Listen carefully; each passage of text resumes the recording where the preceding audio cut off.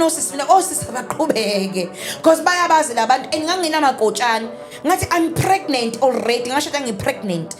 thina sasesonile vele sesishadile so manje labo mama bawu-20 bazokwenzela ubani itiye ngavele ngathi 1-2 ngathi ziyahlangana ziphansi ngaqhuleka ngaphuthunyiswa iklinikhi bani ngabuya ngalala embhedeni ngaqhubeka ngivila ngaphinde futhi ngabamba umama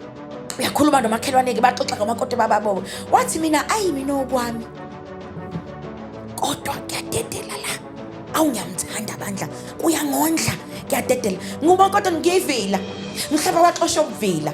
ake ngisho kana because hayi nganguqanda ubandla ocansi nganguqanda wonge kungithinte nganguqanda ubandla no partner qanda hayi nganguqanda 2 hours sweet abantu engangisebenza nabengoleza ne-hospital they know I was a very sweet wife very loving kodwa hayi mhlambe washiya ukuvila mhlambe wasethi ukuvila because ngangiwenza ama-duties ahle njengonkosikazi ngangingondla and stuff everything yabona